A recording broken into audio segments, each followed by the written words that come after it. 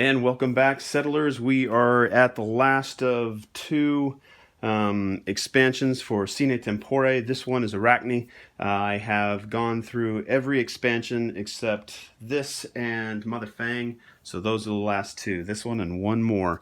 All right, so let's get into it. So as the expansions have gotten smaller, these videos are going to get a little bit shorter. I'm going to go right into MOTHERFANG after this one, so I should be able to post both of those videos today, and you should be watching them as you are now.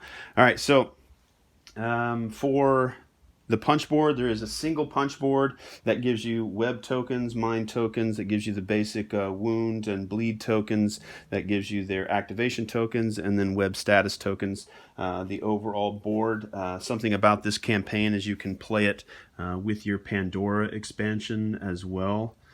So you have sort of a basic outside area, and then you have Pandora's prison there that you can add to that. So the thing about some of these smaller expansion packs is they're adding nemesis, they're adding the ability to fight these larger new enemies, and they're giving you those excellent weapons that you can collect and equipment that you can use on subsequent campaign missions. So you want to kind of side mission some things so that you can jump into some of the encounters to get those things, and you can use it on specific, remember to check your planets to make sure that you can integrate these specific cards.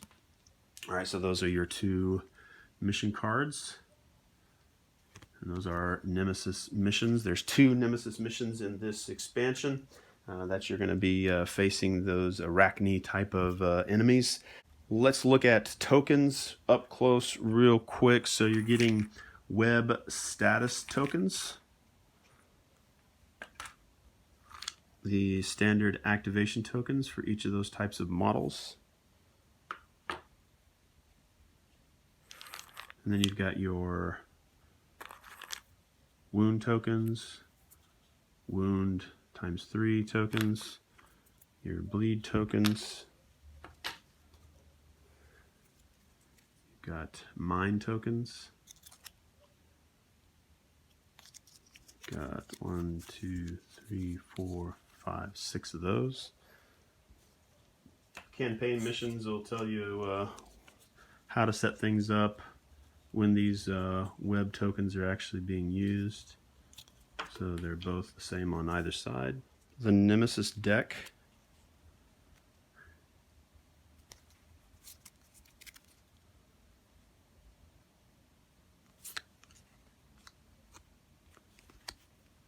So as I'm starting to get closer to the end, I'm going to go right into making gameplay videos.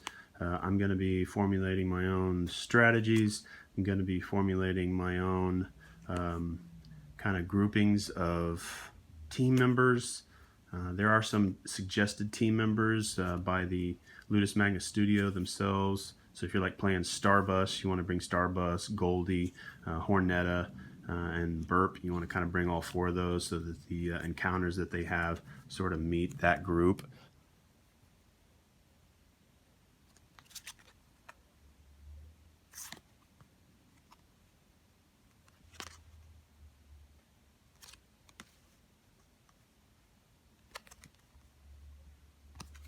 All right, let's talk about miniatures, and we'll start with Mambo. So there has been some issues with Mambo's model. I mean, he looks okay as you kind of see me rotating him.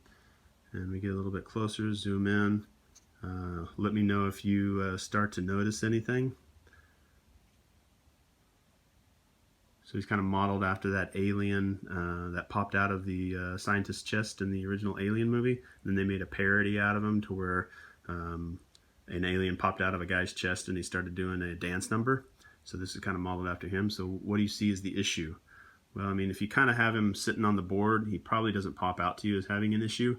But those that have backed and those that have read the comments section, his face is gone. I don't think it was glued on, or they just didn't model it. Not quite sure.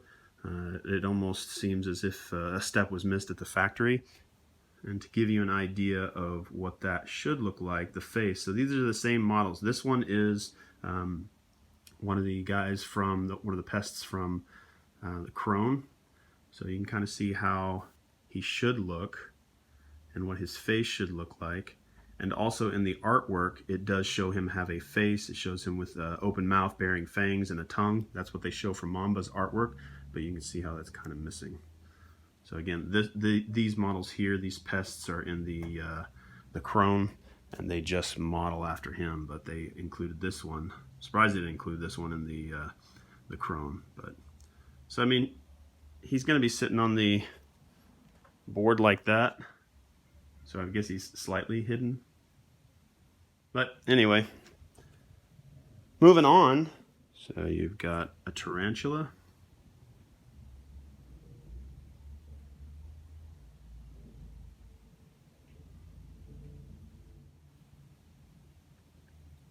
Kind of appropriate for Halloween, as it's coming up very soon. And you've got a black widow.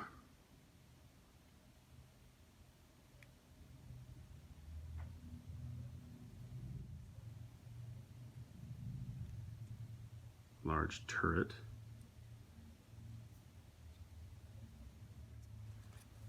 I'm still going to call it ARACNE, but it says ARACNID. Maybe I've got Zombicide on my mind, so ARACNID.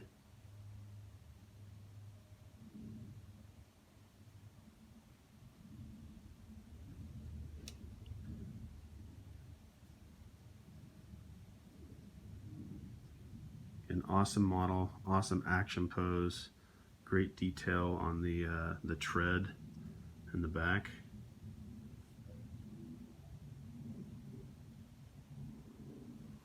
All right, finally some stats on cards, an ability, the type of attack, and I'm going to go in other videos on how to read through these cards.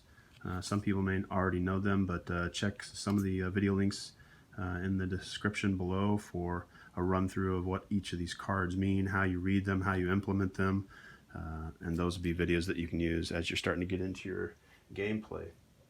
I think I've gone over everything. Again, a smaller expansion. We're getting to the end of all the unboxings, so real quick look at the book itself.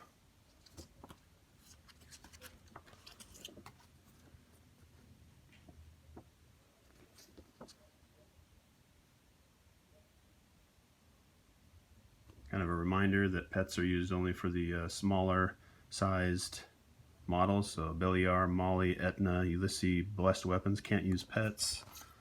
Kind of a reminder there.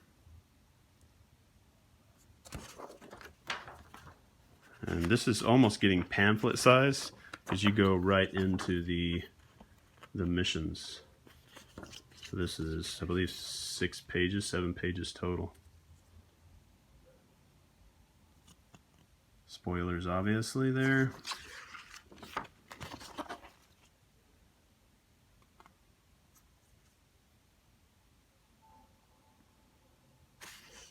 All these debriefings are essentially spoilers.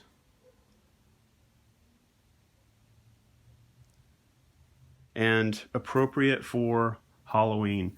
That is the ARACNE expansion. I'm going to jump right into the next one right after this, and I will put all the links for all the other videos that I did, so make sure you click on those, check those out. I'm impressed with the game. The overall quality is average in areas, above average in many other areas, and below average in some. So I highly recommend giving Sine Tempore a chance. If you're a backer and you're a little concerned, don't be. It has as many problems as some of the bigger game companies out there, Fantasy Flight, Simon, all those larger companies. They have issues with their minis, their cards, sometimes their rules. I've been able to read through the rules in excess, and I've been able to completely understand what it is that they are trying to teach you on how to play the game. It is not misunderstood. There's a lot of stuff in there, so I've been able to follow it just fine. So thank you for watching. If you have any questions, please put them in the comments below. Click on those links in the description below for all the other videos. I'll be putting out gameplay videos very soon, and please check out the next video coming very soon. Thank you for watching.